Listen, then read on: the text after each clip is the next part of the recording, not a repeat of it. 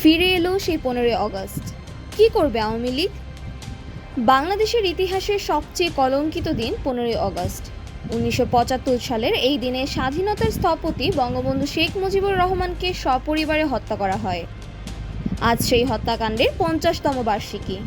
তবে এবারের শোক দিবস এলো সম্পূর্ণ ভিন্ন প্রেক্ষাপটে। ক্ষমতাচ্যুত আওয়ামী লীগ নেতৃত্বের অনুপস্থিতি, দলের নিষিদ্ধ অবস্থা এবং সরকারি আনুষ্ঠানিকতা বাতিলের মধ্য দিয়ে দিনটি পালিত হচ্ছে। আওয়ামী লীগ, যা বর্তমানে নিষিদ্ধ। ফেসবুকের মাধ্যমে 15ই আগস্টের কর্মসূচি ঘোষণা করা হয়েছিল। শেখ হাসিনার ছেলে সজীব ওয়াজেদ জয় বিদেশ থেকে সমর্থকদের ধানমন্ডির 32 নম্বরে গিয়ে বঙ্গবন্ধুর স্মৃতিতে শ্রদ্ধা জানানোর আহ্বান জানিয়েছে। তবে আইন শৃঙ্খলা বাহিনী ধানমন্ডির 32 নম্বরে কঠোর নিরাপত্তা ব্যবস্থা নেয়, যেখানে বঙ্গবন্ধুর বাড়িটি সম্প্রতি ভেঙে ফেলা হয়েছে। গতকাল 14ই আগস্ট রাত থেকেই ধানমন্ডি 32 নম্বরে আওয়ামী লীগ সমর্থক সন্দেহে 3 জনকে মারধর করে পুলিশের হাতে তুলে দেওয়া হয়।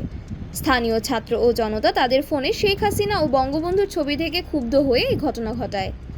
পুলিশ জানিয়েছে আটক ব্যক্তিদের জিজ্ঞাসাবাদ চলছে এবং তাদের বিরুদ্ধে আইনি ব্যবস্থা নেওয়া হতে পারে।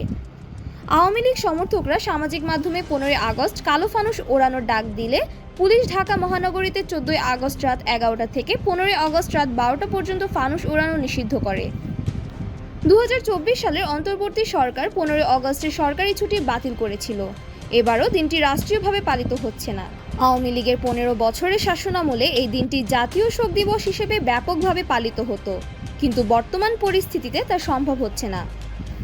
জাসদ, যারা একসময় বঙ্গবন্ধু সরকারের বিরুদ্ধে আন্দোলন করেছিল, তারা বলছে ফ্যাসিবাদী হাসিনা সরকারের অপরাধের কারণে যেমনি বঙ্গবন্ধু হত্যাকাণ্ডকে জায়েজ করা যায় না, তেমনি শেখ হাসিনাকে প্রত্যাখ্যান করতে গিয়ে মুক্তিযুদ্ধের আদর্শকেও খাটো করা যাবে না।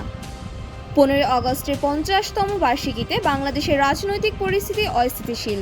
আওয়ামী লীগের নেতৃত্ব বিচ্ছিন্ন, সমর্থকরা নিগৃহীত এবং সরকারি পর্যায়ে দিনটির কোনো আনুষ্ঠানিক স্বীকৃতি নেই।